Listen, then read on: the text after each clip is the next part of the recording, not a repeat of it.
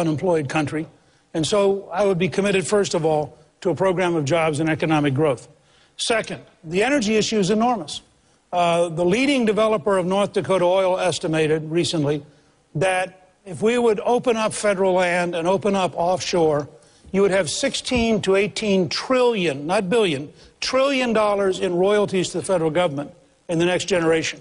An enormous flow which would drive down prices to $2.50 a gallon, would help us balance the budget, and would create millions of jobs. Finally, I agree generally with the need to reform government. I think that if we were prepared to repeal the 130-year-old civil service laws, go to a modern management system, we could save a minimum of $500 billion a year with a better system. And if we then applied the 10th Amendment, as Governor Rick Perry has agreed to head up a project on, I think we can return to the states an enormous share of the power that's currently in Washington, D.C. Congressman Paul, you've questioned the fiscal conservative credentials of all these gentlemen, but particularly this week, Senator Santorum. You have a new television ad that labels him a fake. Why? Because he's a fake. I'm real, Ron. I'm real. Congratulations. I'm real. Thank you. No, I find it really fascinating that when people are running for office, they're really fiscally conservative. When they're in office, they do something different. And then when they explain themselves, they say, oh, I want to repeal that. So the senator voted for No Child Left Behind, but now he voted for it, but now he's running on the effort to get rid of it. So I think the record is so bad, you know, with the politicians. And,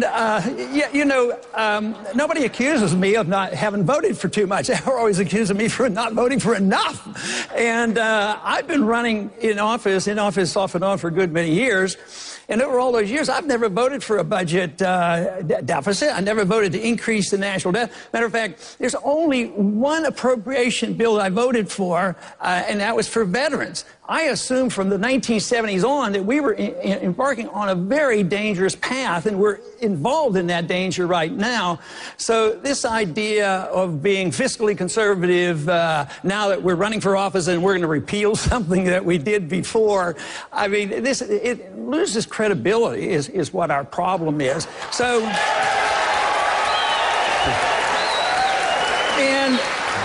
and the one thing that I think should annoy all Americans is that voting for foreign aid. I mean, just think, their foreign aid packages, they're huge, and when the member votes for it, they don't say, well, this money's going to ABC because I love that country, but it's the principle of the way the government works. You vote for foreign aid because for some weird reason it's supposed to be good for America, but then it goes and helps all our enemies. That's what I disapprove of. Senator Santorum, respond quickly.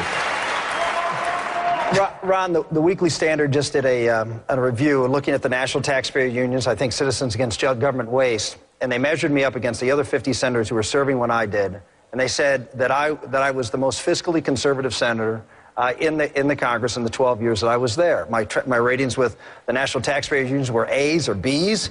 They were very high from the Citizens Against Government Waste. I got a hero award. I was a leader, as you know, on taking on tough issues, which is the entitlement programs, not just welfare reform, but I also worked on Medicare reform and Medicaid reform, and also was a leader on trying to deal with Social Security. And I did that not representing one of the most conservative districts in the state of Texas, but in the state of Pennsylvania, with the second largest per capita population of seniors in the country. And I can tell you, those seniors really cared about Social Security. Why? Because all my rich seniors moved to Florida and Arizona. And what's left in Pennsylvania is folks who relied on Social Security. And I was out there as a Republican senator, a conservative voting record, over a 90% conservative voting record from the American Conservative Union. By the way, Ron, you ranked 145th in the bottom half of Republicans this year in a conservative voting record from that same organization. We had a strong record in a tough state to be a conservative. If I can stand up in the state of Pennsylvania, which hasn't elected a Republican president since 1988, and have a strong principled voting record on issues that were tough in my state, senior issues. Imagine now, as the President of the United States, with a Tea Party movement and a riled-up conservative base, what we can accomplish in Washington, D.C. Congressman, quickly. You know, that's always a cop-out when you compare yourself to the other members of Congress. The American people are sick and tired of the members of Congress. They get about 9% rating. But this whole thing about comparison of conservative votes, I think you make a very important point. I don't rate one at the top. If it's spending or on taxes, I'm at the very top because I vote for the least amount of spending and the least amount of taxes, which means that some of the conservative ratings, you have to realize, sometimes conservatives want to spend money too. When it comes to overseas spending, you vote for the foreign aid. Conservatives are quite pleased with spending money overseas, but if you're a strict fiscal conservative and a constitutionalist, you don't vote for that kind of stuff, and so you can't just go by the ratings. As you can see, it's an important issue to the people in the audience. I think it's one of the reasons this race has been so volatile. Voters are looking and they're saying, which of these candidates can I trust? And each of you are trying to make your case to them. As you tried to do so, Governor Romney, you said recently that as governor, you are a severely conservative governor of Massachusetts. What did you mean by that? Well, severe, strict. I was, without question, a conservative governor in my state. We balanced the budget all 4 years I was in office. We cut taxes 19 times. I enabled our state police to enforce illegal immigration laws so that people could be taken out of our state that were here illegally. We drove our schools to have campaigned for and fought for English immersion in our schools and had that successfully implemented. My policies in Massachusetts were conservative, and in a state, as Rick indicated, a state that was a relatively liberal state. I stood up and said I would stand on the side of life when the legislature passed a bill saying that life would now be defined not at conception, but later. I said no. When there was an effort to put in place embryo farming and cloning, I vetoed that. When the Catholic Church was attacked saying, look, we're not going to allow you to continue to place children in homes where there's a preference for a man and a woman being the mom and dad. I worked with the Catholic Church to put legislation in place to protect their right to exercise their religious conscience. I have, through my record as a governor, demonstrated that kind of conservative belief. But also, look a step back and look at my record running the Olympics. Balanced the budget there, made it successful with the help of a terrific team. Then look back into business. You can't be, I don't believe, anything but a fiscal conservative and run a business. Because you don't balance your budget, you go out of business. Mr. Speaker, as you know, often when deficit reduction and economic growth are priorities at the same time, some people see a collision, some people see a conflict. You've outlined your views on taxes. Governor Romney today outlined a tax plan that would put the top rate at 28%, eliminate capital gain taxes for incomes below $200,000, cut the corporate tax rate to 25%. Is that the right approach? And is it consistent, and it's a tough one sometimes, with spurring economic growth at a time this state and other states are looking for jobs, but as you have Gilbert's question, also looking to make sure the next president works on the deficit? Well, look, first of all, I think that Governor Romney today moved in the right direction.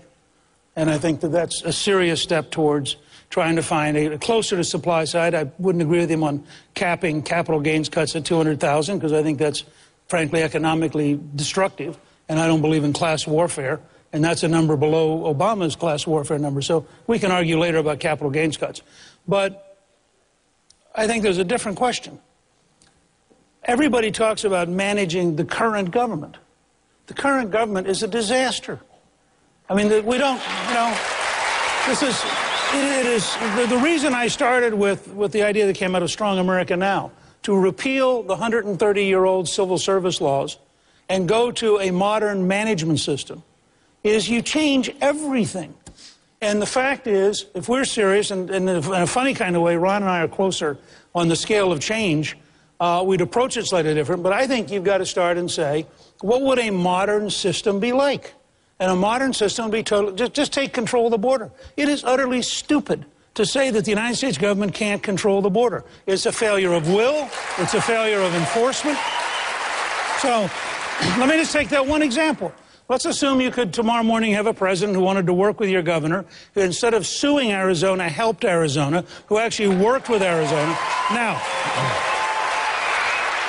what's the fiscal reality 3 years from now in your emergency rooms, in your schools, in your prisons of controlling the border? It's a lot less expensive. You just took a major step towards a less expensive future. So I think it is possible to modernize the federal government and cut taxes and develop energy simultaneously. And the three lead you to Gilbert's concern. Let's get back to a balanced budget.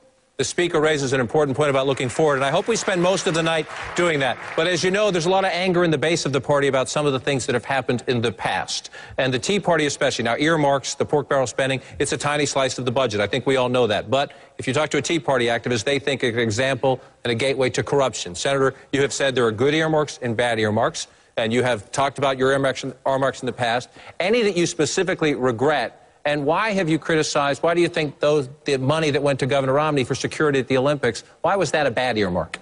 I didn't suggest it was a bad earmark. I voted for it, and about half the money, little over half the money that went to the Salt Lake Games. But Governor Romney asked for that earmark. That's really the point here. He's out there on television ads right now, unfortunately attacking me for saying that I'm this great earmarker, when he not only asked for earmarks for the Salt Lake Olympics in the order of tens of millions of dollars, sought those earmarks and used them. And he did as the governor of Massachusetts, $300 or $400 million. He said I would be something like I'd be foolish if I didn't go out and try to get federal dollars. So the idea that somehow earmarks during the time that I was in Congress were this thing that drove up spending in Washington, D.C., if you actually look at it, as I said before, as a percentage of GDP, actually the deficits the debt went down. What happened is there was abuse. When the abuse happened, I said we should stop the earmarking process.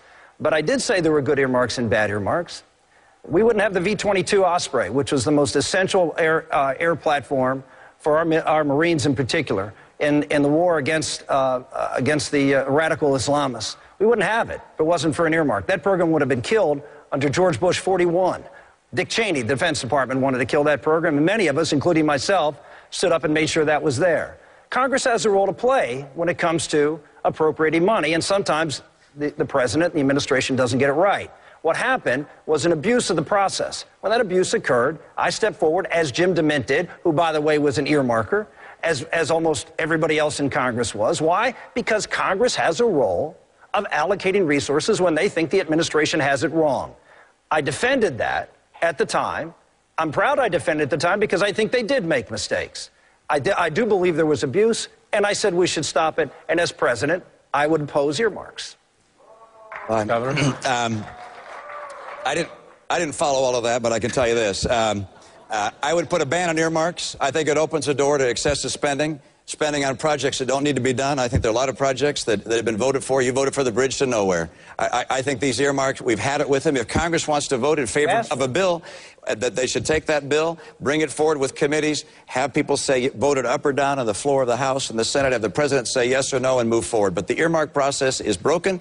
There are thousands and thousands of earmarks, money being used inappropriately. And I'll tell you this. You mentioned coming to the Olympics, coming to the United States Congress, asking for support. No question about it. That's the nature of what it is when you lead an organization or a state. You come to Congress and you say, these are the things we need. In the history of the Olympic movement, the federal government has always provided the transportation and security. So we came to the federal government asking for help on transportation and security. I was fighting for those things. Our games are successful. But while I was fighting to save the Olympics, you were fighting to save the bridge to nowhere. Quickly.